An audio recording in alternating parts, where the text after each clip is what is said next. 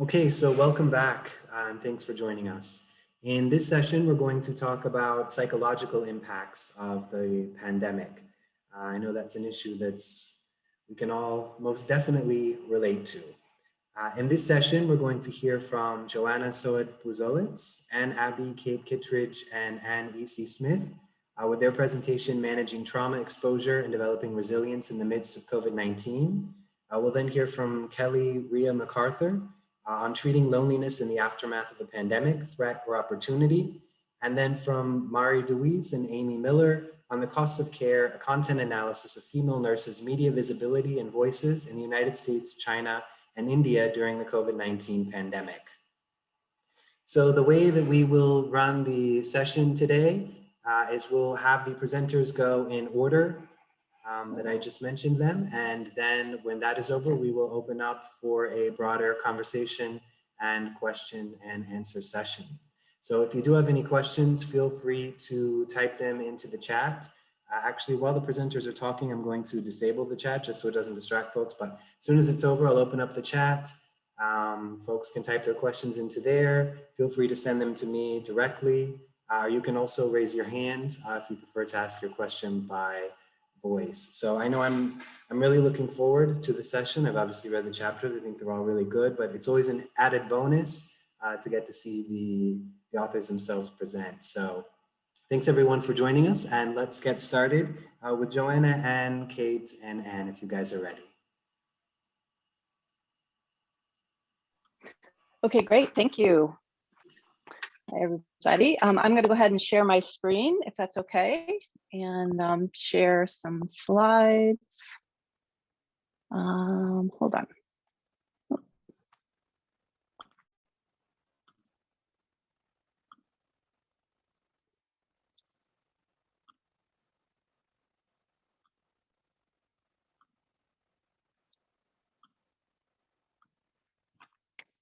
Okay, can people see that?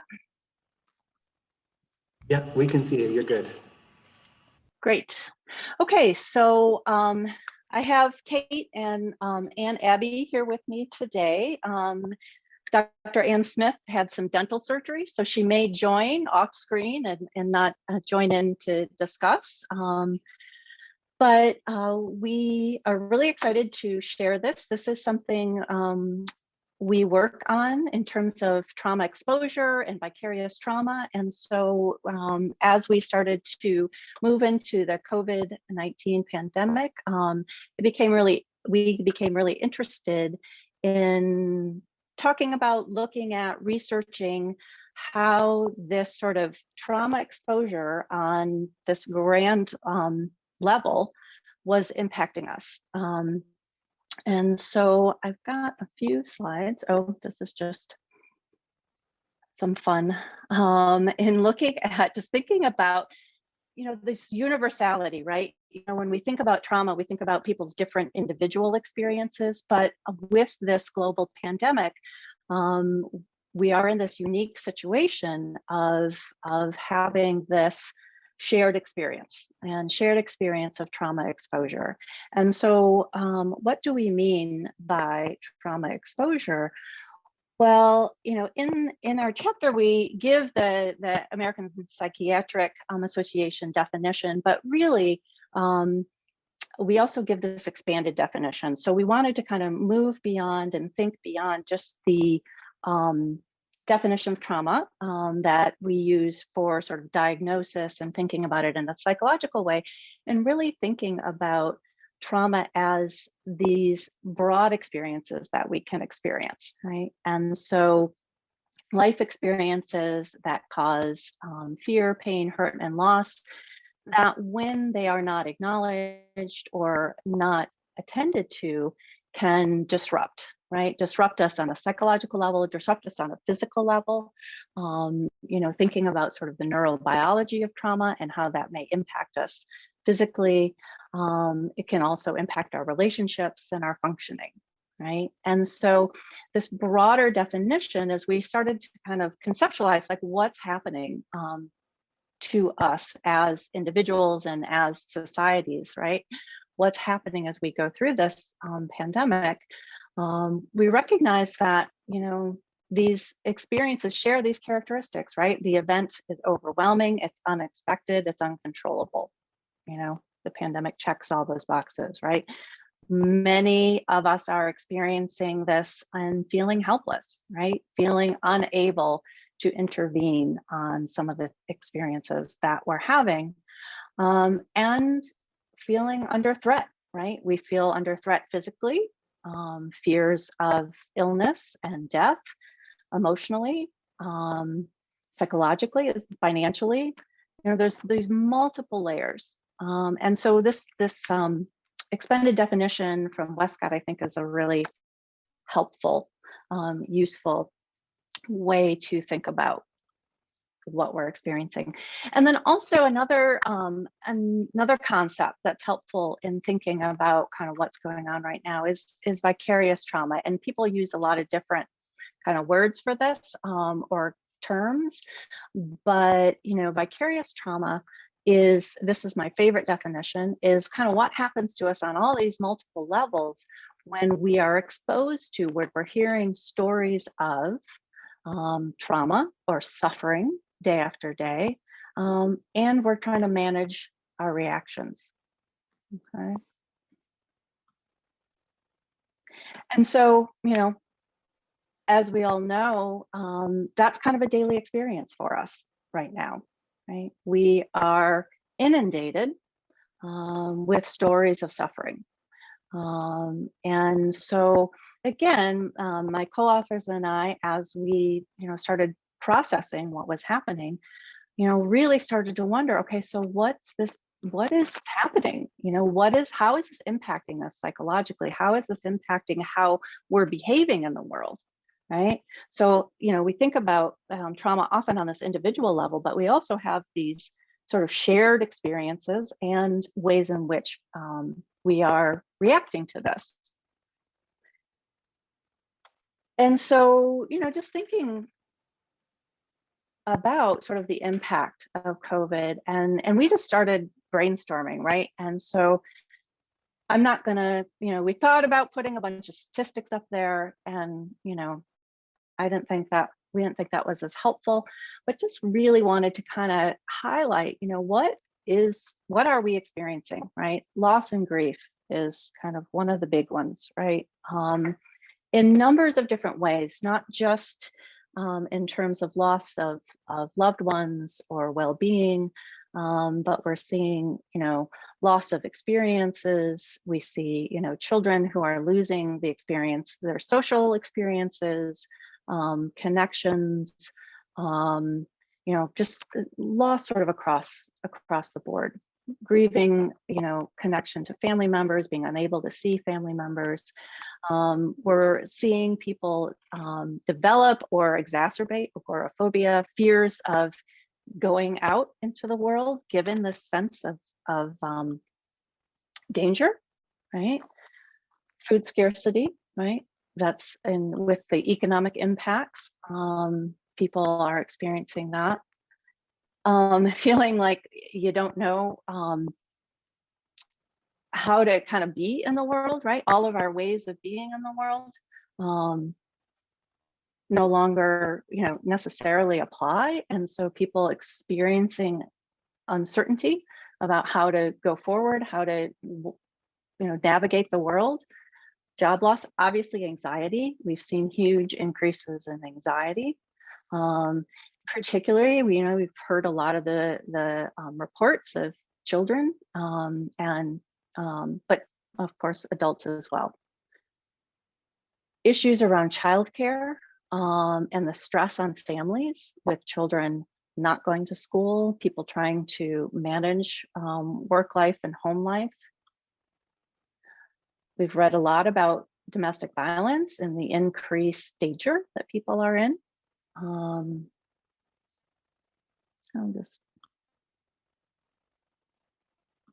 A lot of fear, isolation. The complications, the long-term, we're reading some more about the psychiatric and mental health issues and the long-term complications from COVID, the financial hardships, depression, coinciding a lot with that isolation. the loss of school, substance abuse. We've been reading about the increases in substance abuse, and OCD, people both being newly diagnosed as well as exacerbating.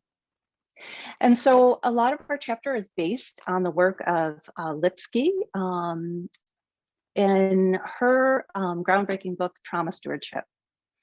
And so thinking about how do we manage when we are faced with suffering? What are the practices? What are the ways in which we as individuals, but also as organizations, as a society, how do we tend to people's experience of suffering and keep ourselves in an okay place? And so, you know, a big piece of what we talk about in our chapter is trauma exposure response. And I'm going to turn this over to Kate and Anne. Thanks. So this idea of trauma exposure response, the transformation that takes place within us as a result of exposure to the suffering of other living beings or the planet, which we've all been privy to in this past year. And so quickly, we're just going to go through some of the warning signs. And as you read these, you may notice for yourself that, yeah, these are popping up in my life. Some of the ways we noticed these was the idea of hypervigilance. So the idea that you have increased alertness, paying constant attention to the death tolls or the numbers of COVID cases, inability to sleep because of the crisis and its impact, obsessively watching media is a huge one that we've noticed. The idea of fear, as Dr. Buzolits mentioned, increases in OCD tendencies, agoraphobia, things like that, not being able to engage in everyday or normal activities. The idea of persecution, so exhibited by those who reacted to others' pain and suffering in defensive or combative ways, the anti-shutdown protesters who, you know, really wanted a haircut or to golf or things like that. The idea of minimization showed up in that people still were going on vacations or spring break saying that this is not that big of a deal. There's bigger issues like world hunger that we should be dealing with. Inability to embrace complexity. For lots of us, this showed up as decision fatigue. You know, what am I going to make for dinner tonight? Simple things like that, as well as expanding to ideas about, you know, worried about people dying or the economy, but not being able to worry about both. Go ahead, Anne. Thanks, Kate. Feeling helpless and hopeless. We all experienced at some moments a heavy sense of despair and depression, wondering if there was going to be an end in sight. Chronic exhaustion and or physical ailments. Insomnia was experienced, back pain, headaches, digestive discomfort. Those that already had existing chronic illnesses had, you know, a spike in their own symptoms that they were experiencing. Also an overwhelming tiredness that resembled exhaustion. A sense that one could never do enough when surrounded by human suffering from the physical and medical effects of the virus. Grandiosity is an inflated sense of importance related to one's role and work that can lead to neglect of self while serving others. This was manifested through essential and frontline workers serving others while ignoring their own personal, physical, mental, or emotional needs, and those of their loved ones. Guilt was felt by those individuals who were able to work from home, but yet millions of others needed to file for unemployment or had to go into work in order because their job required them to. Anger and cynicism showed up. They were expressed on both sides of the spectrum, both toward the government by those who opposed the restrictions and towards those who were not taking precautions seriously and not following the rules. Numbing and the inability to empathize. There were many who would like refuse to either listen or read any of the news and on social media, but then also would withdraw, not responding to texts or calls from loved ones. They may have kept busy specifically with their own list of things that they felt like they needed to do, either physical or mental activities. Dissociative moments occurred when one realized that they had not yet heard like the last 5 minutes of a podcast, or even like a movie that they were watching, or that their loved one was speaking, like what had just happened. They just hadn't heard it. And then also the inability to empathize and numbing was also shown in those distancing themselves or diminishing the experience of others during the crisis. Addictions were another form of numbing that showed up in big numbers throughout this experience, whether that was alcohol and other substances, consuming junk food as a meal, even binge watching shows on Netflix. Okay. And so those are a lot of examples of kind of how in this pandemic, these things showed up. Here's one of my favorite cartoons from this time, the little Fauci on my shoulder, right? And in that anxiety and things that we all experience. But there were also, we also covered sort of the flip side of this in terms of thinking about trauma stewardship and the ways in which we can take this experience and build resilience, right? And so we talk about the idea of compassion satisfaction for those of us, working in the professions of reducing suffering, as well as the ways in which we can all develop resilience when we witness people's healing, recovery, their resilience to experiencing trauma or suffering in their lives. And so this is an ongoing process, right? And we are still quite in the middle of all this, right? And so things feel like they're changing from moment to moment. But we do have, this is Lipsky's kind of framework for thinking about this vicarious resilience. I know we only just have a few more minutes for our section, but here's some things that we know that we sort of saw as fitting under this sort of vicarious resilience piece. I don't know if Kate or Anne, you want to talk a little bit about any of these? Yeah, so we had some incredible information that we found in that there were actually drops in suicide rates in the US over this period, which we found really interesting to be going through this experience together where we are witnessing collective trauma, we are experiencing collective trauma. And in fact, perhaps there's some of this vicarious resilience also being witnessed or experienced by individuals. A lot of people have found that they have decided to switch career paths or have decided to make changes in their lives, discovering things that were no longer serving them. And this opportunity gave them the chance to slow down, to recognize that, and then to rebuild or restart in different directions in ways that may not have been possible prior to this experience. Yeah, also, I think one of the things that's really interesting in our field is people talking about the increased access that people are having.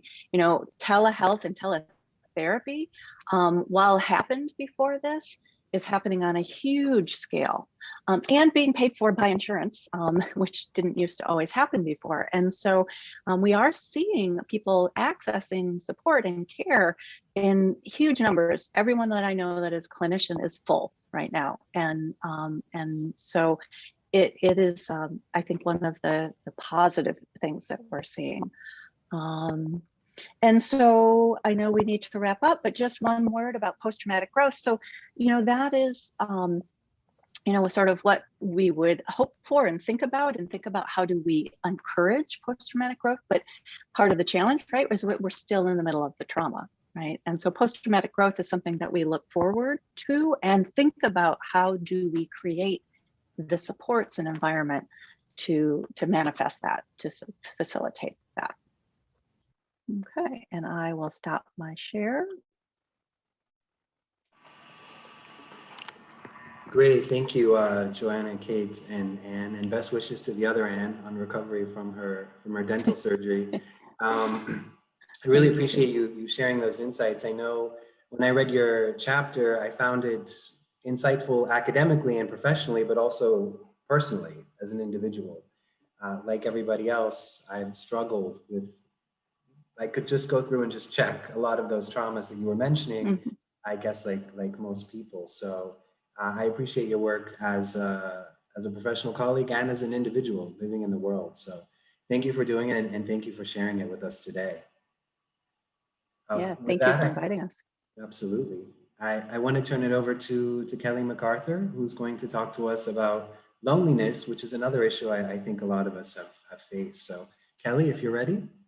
Yes, hi.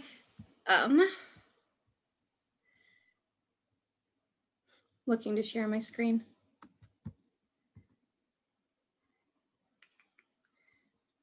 Michael, do you have my, oh, never mind.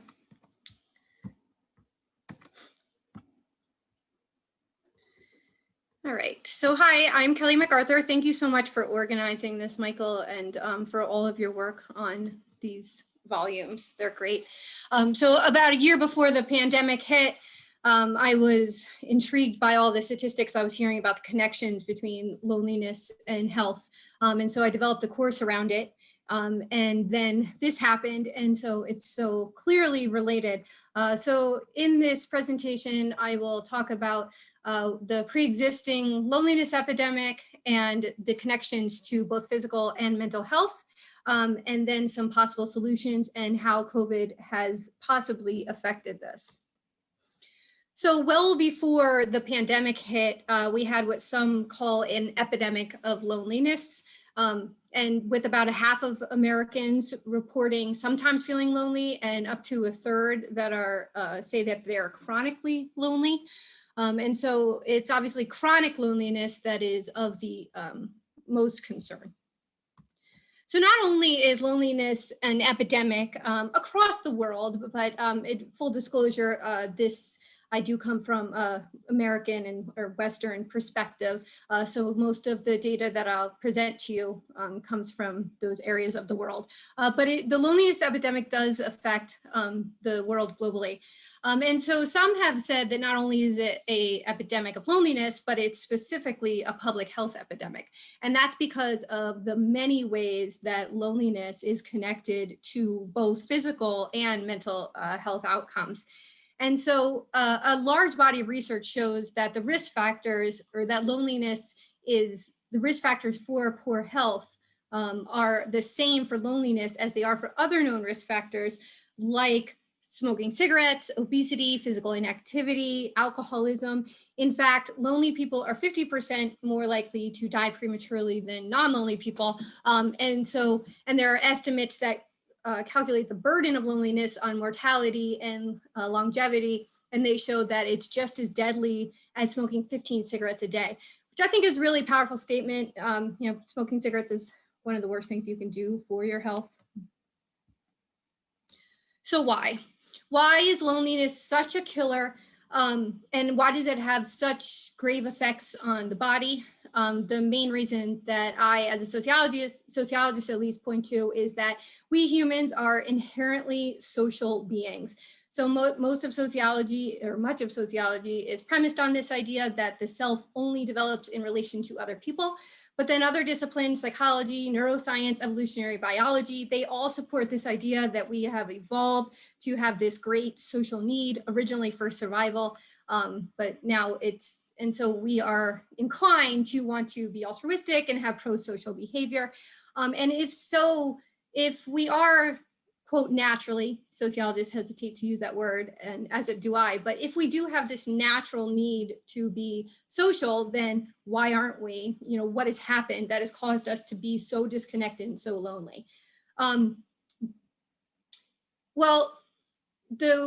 As most of you probably have heard of Robert Putnam's seminal work on Bullying Alone, he argues that social capital, all the resources that are embedded in our connections to each other, has been declining for quite a few decades now. And there's a lot of critiques of his work, that social capital is more than just civic engagement in bullying and community activities.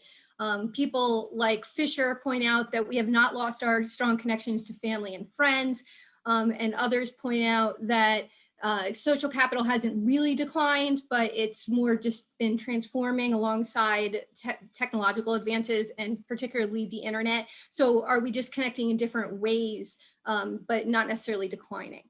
Well, those debates aside, there is really little debate that social relationships are of utmost importance for, again, both physical and mental health.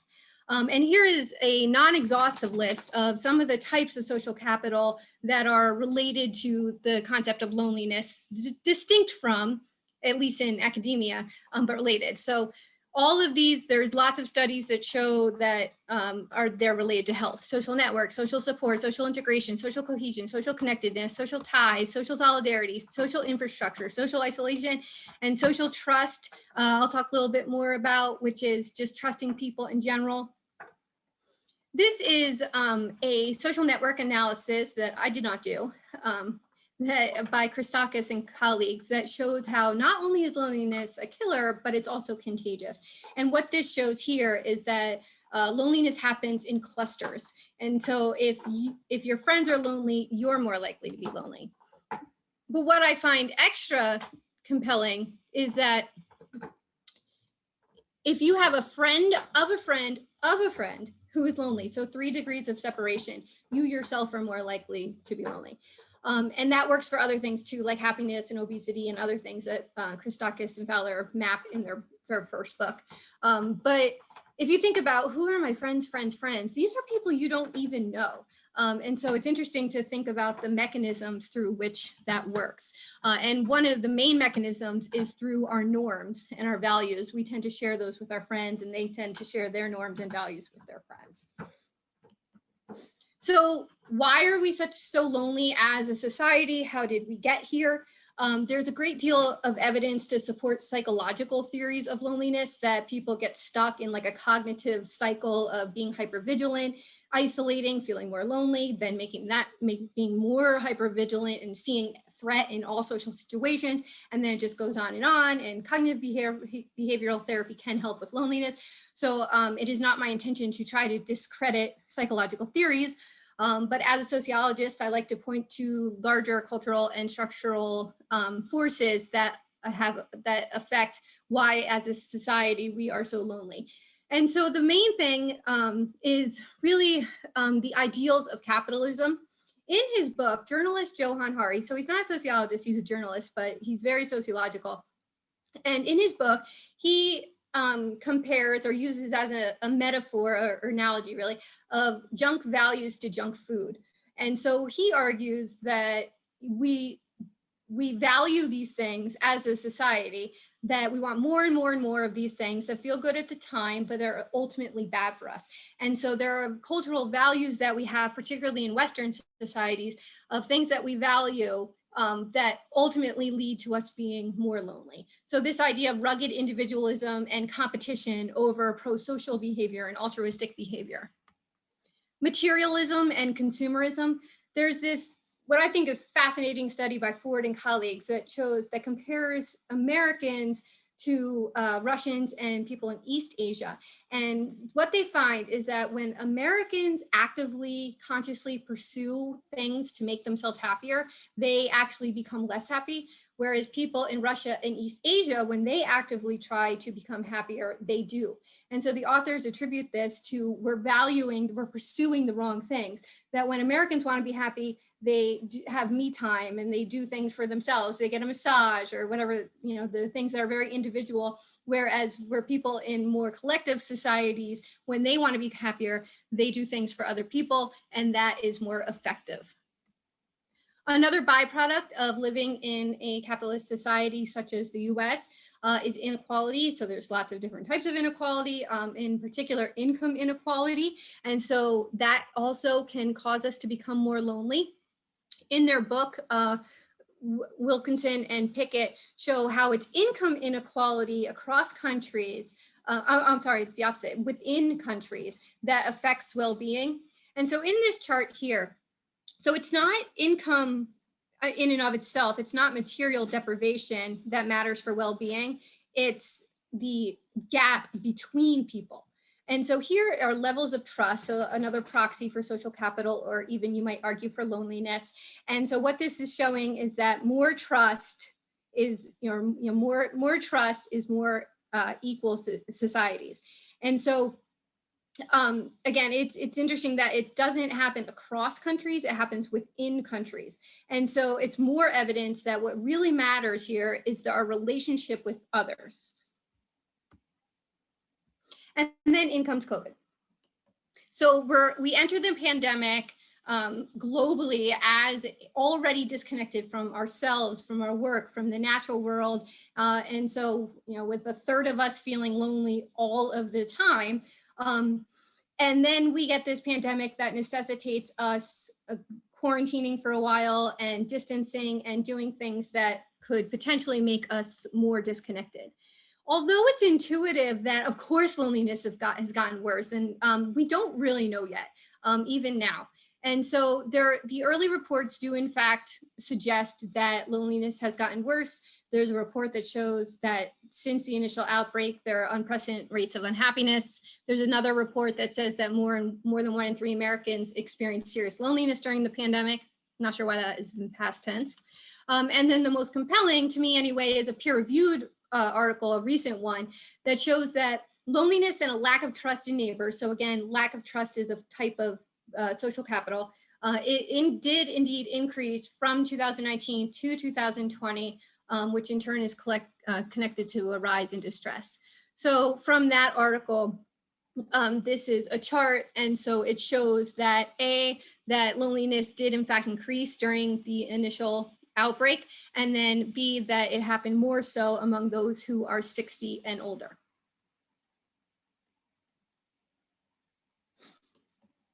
So as we're having Zoom happy hours and conferences over Zoom, and we're emailing and we're texting and we're using our social media more, what is called social snacking.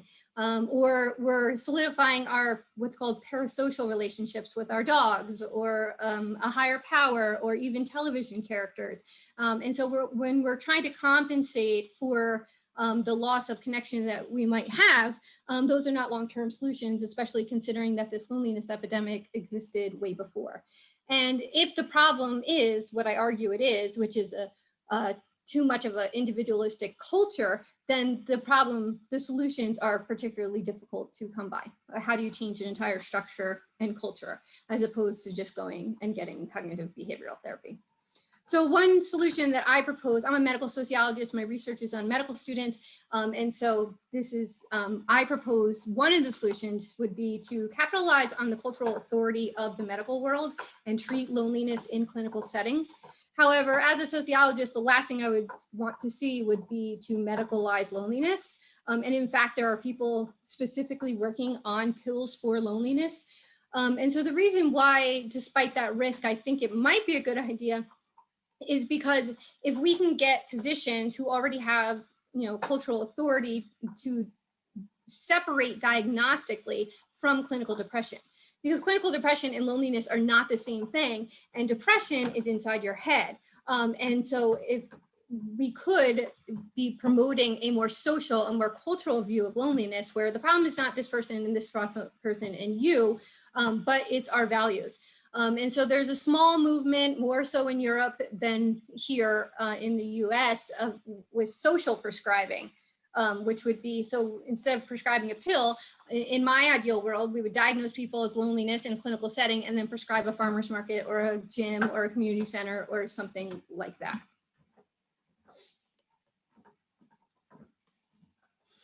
So we know that social capital and its various terms can actually help or hurt the actual spread and severity of COVID-19. So in this chart here, what this study showed is that there's a strong relationship between how the geography of social trust in the United States by county level and the spread and severity of COVID-19. And so what the idea there is that what this other study shows, which is that people who feel more connected to people in general and to their communities are more likely to adhere to policies or measures for the public good.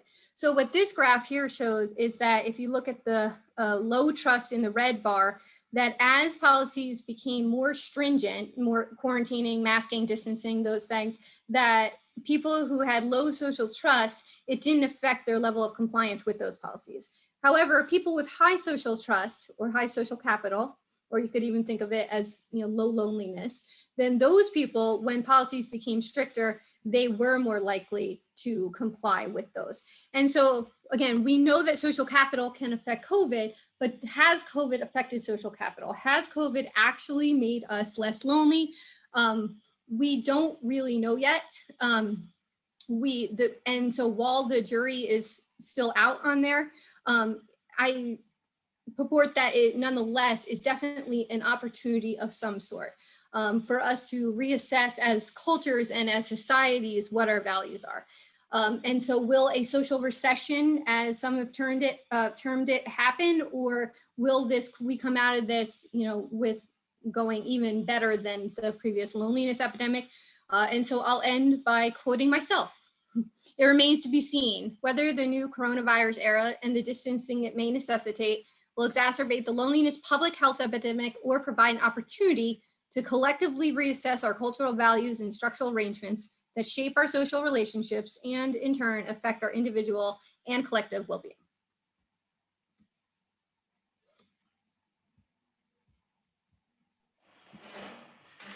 Thank you, Kelly. That was really interesting. Again, yours was one of those chapters that I think provides a lot of really brilliant insights academically, and that I also found very personally useful. I think loneliness is definitely one of those things that gets overlooked, but speaking on a personal level can become very all-consuming.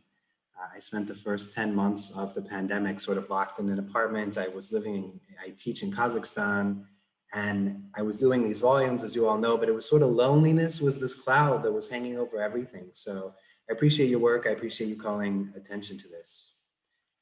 With that, I want to turn it over to Amy and Mari for their presentation, if you guys are ready. Sure, thank you so much. And you're even in the same screen with masks. I like that. We are matching masks, as a matter of fact. Okay, let's get it going here.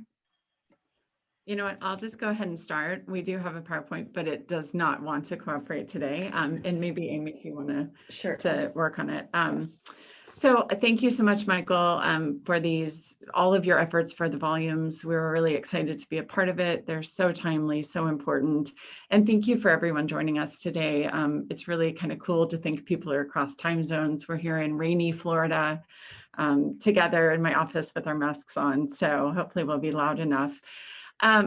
When we started to think about this research, it was March here in the US. We were really seeing these nightly broadcasts of health worker appreciation, of the public, doing rounds of applause every night in New York City for health workers, of people out on their balconies in Italy serenading the health workers. And so as scholars who focus on gender quite a bit in our work, we were really interested to see exactly what the experiences, or specifically the visibility of women health workers was through all of this. And even in our own community, I remember going to an outdoor run and there was signage all along the railing of, our frontline health workers are heroes. And so part of our impetus for this research was really investigating what was the visibility of women health workers, especially with women health workers being a majority of the global workforce. So what kinds of differential experiences were being portrayed for women health workers? I have to be honest, once we got into the research and we really started analyzing the news reports that we looked at, we were relegated to women health workers as nurses. So this was the most prevalent, visible form of women in the health workforce during those early months of the pandemic. And so that shaped our question to a degree. The aim of this chapter was really to examine women's visibility in international news reports. We specifically focused on the US, China, and India, because if you think about the first even the first 3 months of the pandemic, but for us, we looked at the first 6 months. So looking from January to June, all 3 countries are very high profile, have very large populations, and certainly at various points in that time period, and possibly still, have quite high rates of infection. So we thought these were some appropriate locations to try to assess media coverage of female nurses and what was the visibility across these locations? What were their experiences? To give you a little bit of background, and we have a really beautiful PowerPoint, but we won't be seeing that today. So I'm happy to just give a quick overview of this. We used a couple of different pieces of conceptual or theoretical framework to inform the study, specifically risk society. So the work of Ulrich Beck and certainly Beck and Beck-Gernsheim, who talk about health as personal responsibility, and certainly the ways that gender and class shape responsibility for health or even access to health services. This work really suggests that for women in particular, health is not only a personal responsibility, but it is also women's responsibility to make sure everyone else is healthy. So their families, their communities, even in some cases, their societies. The key thing, something that really strikes me about the work on risk society, is this idea that health risks are ongoing. So certainly whatever we learn from COVID-19, and all the presenters are pointing out some really distressing effects of the pandemic and things that might have already been existing, but perhaps were amplified. This is going to continue happening. Much of the literature we even utilized for the study is looking at Ebola or looking at Zika or looking at SARS and analyzing some of the very same, especially social indicators and issues. So thinking about risk society, health risks are ongoing, and women's responsibility for health. Also this idea that women are willing to sacrifice themselves to ensure the health of others. Secondarily, the work on feminist political economy. So certainly Sophie Harmon, this idea that women are conspicuously visible, certain women are conspicuously visible during health crises or disease outbreaks. And really this intersection of gender and power. So what are the women doing that we see highlighted in the media during a crisis? They're sacrificing, they're caring, right? They're doing that low paid or unpaid care work. And really the idea that media discourses are reinforcing those gendered expectations. Who are the invisible women? Pretty much anyone else. And certainly Harmon and others talk about women's invisibility, particularly in terms of global health governance and those decision-making roles in terms of responses to disease outbreaks or even policies and strategies going forward. Just a third kind of piece of work that was informing us, because we did do an inductive content analysis. We read quite extensively about nurses in the media. So a lot of health communications, medical studies tend to feature men who are doctors even now. So nurses are not, the majority of health experts sought for news stories. And then certainly their visibility in the media is quite complicated. Lots of scholars have looked again at Ebola and certainly during the SARS outbreak. And women nurses were featured as heroes, sometimes as angels, and then other times as stigmatized and possible disease spreaders. So it's quite complicated in terms of the visibility of female nurses in particular. We're giving a very condensed version of what we did here today, and I want to roll it right along. Essentially, we looked at print and digital news reports, and we focused those on only those relevant to nurses and COVID-19. We looked at 4 different publications from the US. So we looked at 1 news service to be precise and 3 international publications. So we've got the Associated Press, the New York Times, the LA Times, and the Washington Post. We looked at China, the Xinhua General News Service, People's Daily Online, and then China Daily, both the main and the Hong Kong versions. And then for India, we looked at the Asian News International, which is a news service out of India, the Times of India, the Hindustan Times, and the Hindu. We used the Nexus Uni database search function for the most relevant articles. We took the top 100 of each country, that compilation. And then once we removed duplicates and any that had less than 200 words, we were left with 244 articles. For this presentation, we're going to focus in directly on the female nurses who were quoted sources. So we're looking at the content of their quotes and kind of looking at or exploring the themes that emerged. Right. And so the first key theme that emerged in our data focused on caregiving as personal responsibility. And so here, very gendered ideas about what women should be doing during disease outbreaks. And again, that focus on women as being responsible not only for their health, but also the health and well-being of others.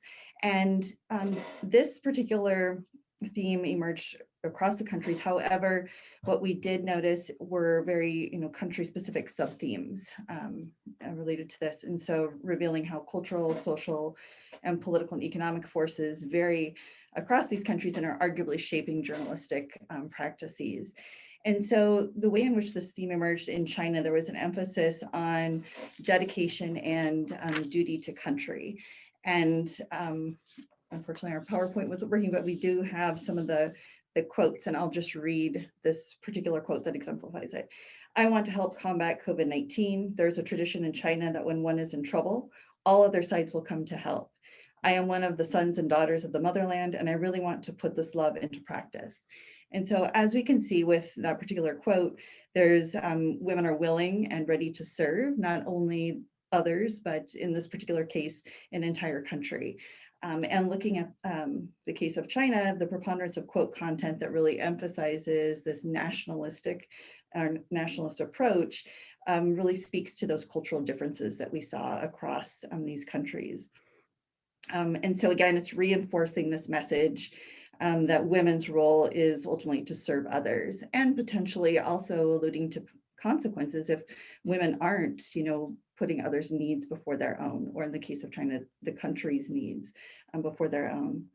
So moving to the United States with looking at caregiving as personal responsibility, it emerged a little bit different in the US, again, speaking to the, the cultural context. And so in the US, workers stated that there was a frustration with workplace conditions.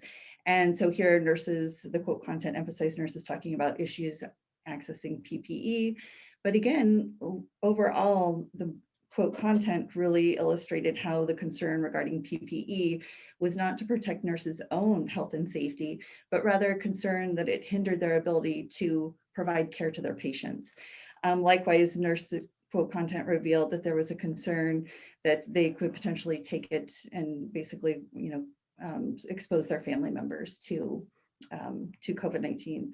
So then looking at India, a little bit different sub-theme emerged there, and that sub-theme focused on frustration with stigma. And so in the quote content in India, women were concerned about how stigma would impact their families. So again, not necessarily having concern regarding personal safety, but rather more of a concern, how might their families encounter stigma as a result of being, living in the same household as a healthcare worker who interacts with COVID patients. And I think too, it's important to point out that this lack of safety for women nurses in India also speaks to this overall perhaps lack of safety and higher rates of violence against healthcare workers and women in that particular setting. And so another theme that emerged within caregiving as personal responsibility had to do with female nurses constructed as caregivers.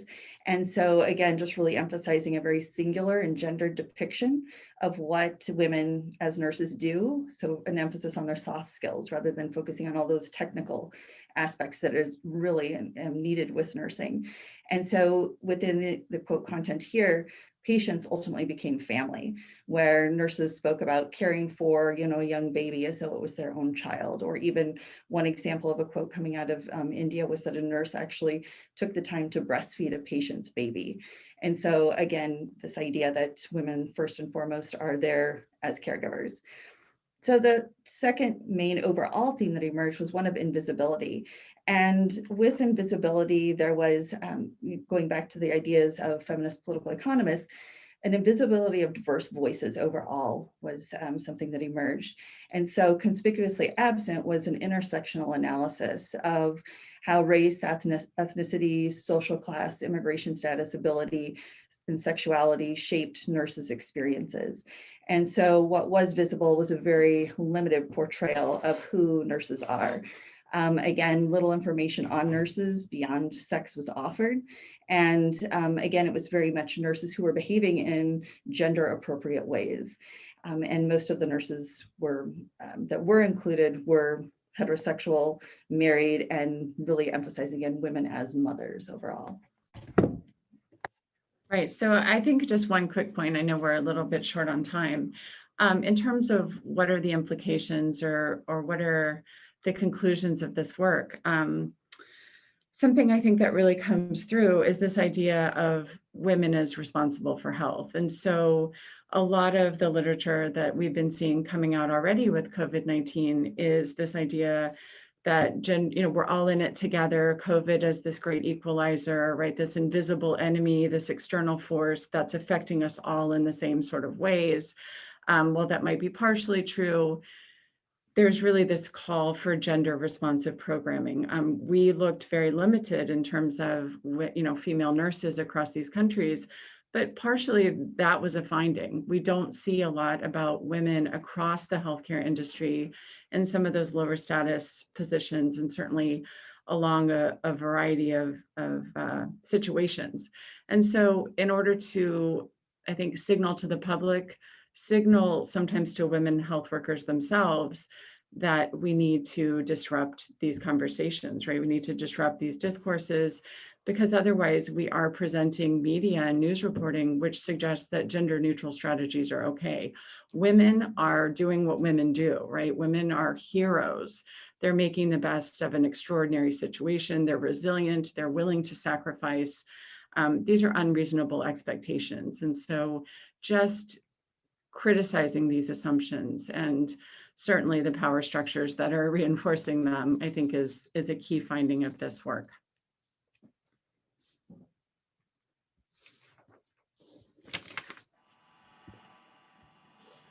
I think I'm back on. Yes, thank you for that presentation. I think I know that we've all seen a lot in the media. We hear a lot about healthcare workers and the roles that they played, but at least a lot of what I've read does tend to take healthcare workers sort of this generic category. And I think your work does a lot to highlight that it's not a generic category, right? There are a lot of gender differences. There are a lot of gendered expectations of what a healthcare worker is to do. And so this generic category really needs the kind of attention and breaking down an analysis that I think your work has done. I also appreciate that it does it on a cross comparative analysis, right? That when we talk about healthcare workers again as within particular countries and also globally as if that was the same thing and they follow the same kinds of rules. Clearly they don't. So your work also does great there. And I think a theme sort of for the 3 sessions today, for I think really the conference today, is this mantra you brought up at the end of we're all in this together. And we keep hearing that and we keep seeing that and we keep being told that that's true, but that's not true. Right? We're not all in this together. I think we've seen that perhaps most explicitly with the emergence of vaccines. Countries and individuals, suddenly we're not in it together anymore once the solution is available. And these works, I think, speak to that idea that maybe we're not all in this together, but maybe we should be. Right? Not drop the maybe, we should be. Right? Because at least as biological entities sharing a planet with the same environment, we are in this together, whether we want to be or not. And recognition of that is important across a broad range of levels. So thanks everyone for your presentations. We do have a couple minutes. I've turned the chat on here. I think I've turned the chat on here. I think, yes, I have turned the chat on here.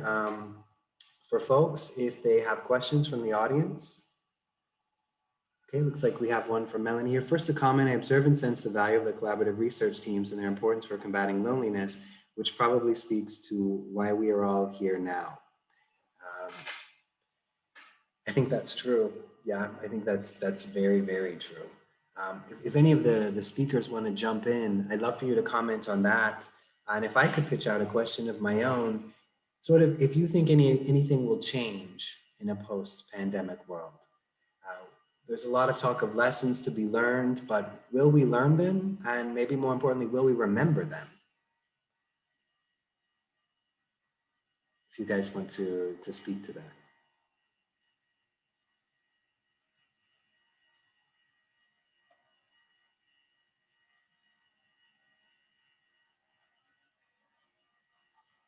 Or are you going to leave me lonely here?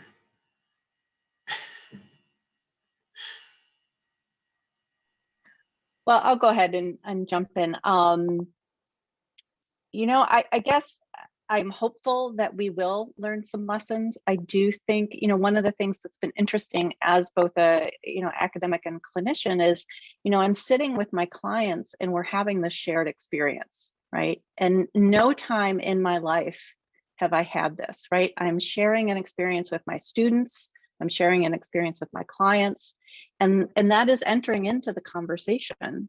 And yes, we may have different experiences based on identity and access to resources and that thing, but there is some sense of shared experience that I do feel like is changing people's maybe ability to empathize or understand. I don't know. So I guess my optimistic side says that perhaps, you know, we may take lessons and move forward in a different way. I'd be interested to hear if other people think differently. I'm not quite as optimistic, but in answering Michael's question, as well as the one that was posed in the chat, first of all, I just think it's too early to tell. And then specifically with loneliness, what is going to happen. But it's a good point that in the chat there that, and I think, again, it speaks to this assumption that all these things are going to get worse. And that might not be the case. And if anecdotally, if we look around, a lot of us have, you know, made efforts to make a stronger connection. And families have got to be really protective of each other. I was just reading an article last night about this issue of individual societies versus collective societies. And the results were not what I wanted them to be. And they did not support my point. But the reason was part of what is the question in the chat is that collective society or individual societies might be more tied to their families, which in turn is protective of loneliness. So I don't have an answer or a projection of what is going to happen. I think I'm afraid that there have been a lot more divisions, that we are not all in this together. And I think in the very beginning, that's what was protective, that we all did globally hunker down and feel, and then all of a sudden, you know, it was every man for himself. So that's all I have to say.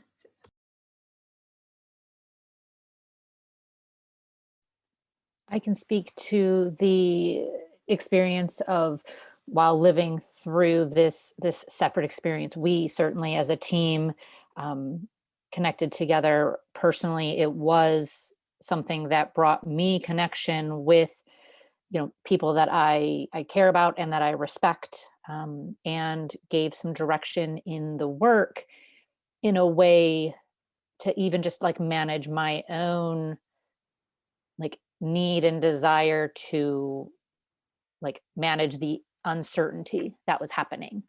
And so, you know, being together with those that I work with and trust with this common goal absolutely was a positive benefit.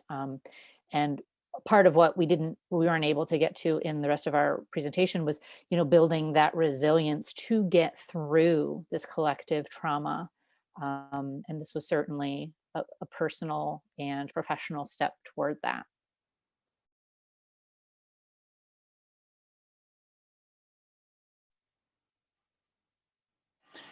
Yeah, you know, just to kind of wrap this up, I know we're running a few minutes over here, but I'm also a trained sociologist, so it's very hard for me to be optimistic about things. I think that just gets taken out of us in the training. But I think maybe I didn't ask the question appropriately. I asked, and then I was sitting here thinking, you know, there's a lot more nuance here, and I think that was reflected in your own answers. That in some ways, some things might change, in some ways they might not change. I imagine it's difficult that things don't change at all. Maybe it's a question of in which ways they change.